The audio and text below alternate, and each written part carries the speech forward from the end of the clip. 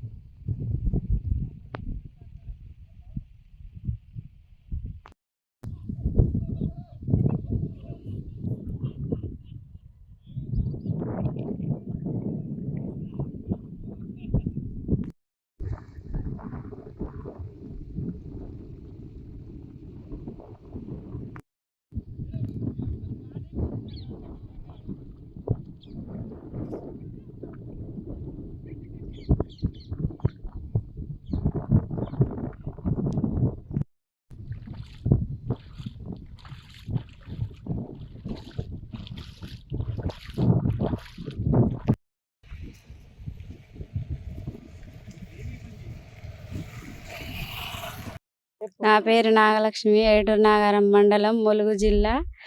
మేము రామ్నగర్ 2 ఎకరాల మిరప తోట అయితే కౌలుకు తీసుకొని వేసినాం. 50,000 పెట్టి నారు కొనేసినాం. ఇంతవరకు 2 సార్లు పట్టింది కానీ ఎవరు వచ్చి పట్టించుకునేటోళ్ళు లేరు. ఏ అధికారులు రాలేదు. వ్యవసాయం 2 సంవత్సరాల కాంచి నష్టం వస్తుంది. రేటు లేక నష్టపోతాను, ఇబ్బందిగా ఉన్నాం. ఏ అధికారి వచ్చి పట్టించుకునే సూచనలు లేవు. ఓట్లప్పుడైతే వస్తారు కానీ ఇప్పుడు ఎవరు వచ్చే సూచనలు లేవు. నా పేరు గగ్గూరి కోటేశ్వరరావు. మాది ములుగు జిల్లా ఏటూరు నాగారం మండలం రామ్నగర్ విలేజ్. ఇప్పుడు వరదలు చేయబట్టి నాది 3 ఎకరాల మిరప చేను. ఇది 20 రోజుల నుంచి 2 రౌండ్లు ముంచేసరికి 90-95% మొత్తం నీట మునిగిపోయింది. దీన్ని పట్టించుకునేటోళ్ళు ఎవరు లేరు. కనీసం ఇప్పుడు దీనికి 90%లో ఇప్పుడు మొత్తం 2 లక్షలు 2.5 లక్షలు పెట్టుబడి అయింది. కనీసం ఎవరైనా వచ్చి ఇక్కడ సహాయం చేయాలని కూడా ఎవరికి అనిపించట్లేదా?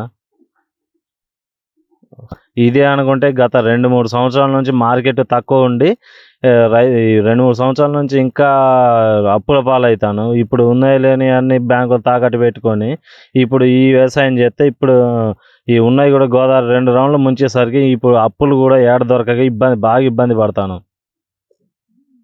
వద్దులే అన్న. నా పేరు శ్రీరామ్ నరేష్. ఏటూరు నాగారం మండలం, ములుగు జిల్లా, రామన్నగూడెం గ్రామం. నేను గత 15 సంవత్సరాలుగా మిర్చి వ్యవసాయం చేస్తాను. ఎప్పుడూ లేదు. ఈసారి అకాల వర్షాలు బాగా రావడం వల్ల, వర్షాలు తగ్గినప్పటికీ గత 4-5 రోజుల నుండి బాగా వరదలు రావడం వల్ల ఇప్పుడు నా మిరపతోట మొత్తం నీట మునిగిపోయింది. ఎకరానికి ఒక 60-70 వేలు దాకా నష్టం కూడా జరిగింది. ఈ ఆధునిక పద్ధతిలో వ్యవసాయం చేయడం వల్ల ఈ పేపర్ అని, పైపులని, ఇప్పుడు ఈ నారు ఇట్లా ఆల్రెడీ 2-3 సంవత్సరాల నుండి వ్యవసాయం బాగా ధరలు లేక నష్టపోయినాం. దానికి తోడు ఈ అకాల వర్షాలు, వరదల వల్ల కూడా బాగా ఇప్పుడు నష్టం జరిగింది మాకు.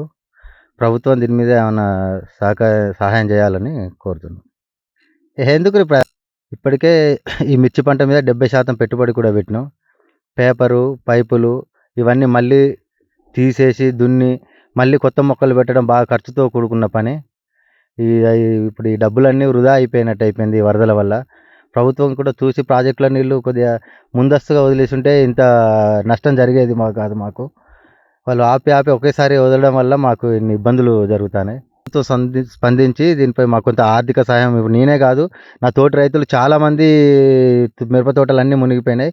వారందరికీ ప్రభుత్వం స్పందించి కొద్దిగా ఆర్థిక సహాయం చేయాలని కోరుకుంటాను.